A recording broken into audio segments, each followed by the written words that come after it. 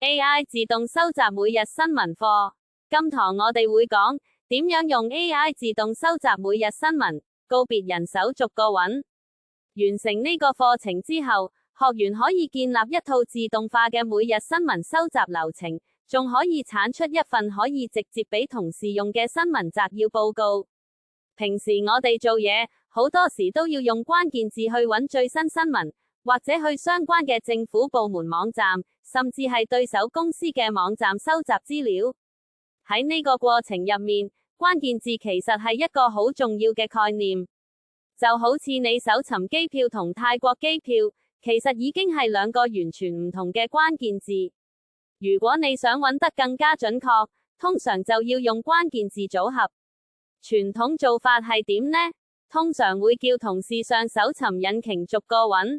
搜尋引擎會俾一啲建議，你可能會睇第一頁，甚至留意邊啲係廣告，然後逐個 click 入去睇有冇新消息。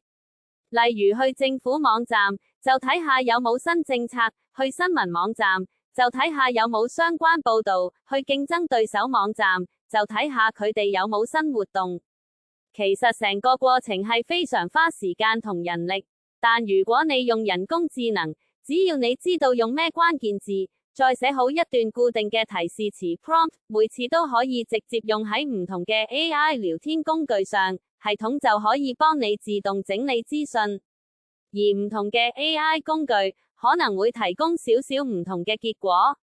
我哋呢個課程就係希望幫你揾到一個好嘅入門方法，學識點樣用關鍵字同提示詞，做到自動化收集資訊，從而減少員工嘅工作時間。不過要留意，人工智能有時會出現所謂幻覺。點解會咁呢？因為佢喺生成內容嘅時候，其實係用機率 probability 去預測下一個字，而唔係真正理解內容。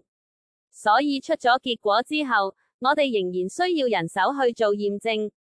但即使咁，已經可以幫你慳返好多時間。呢一種模式，我哋叫做人機協作。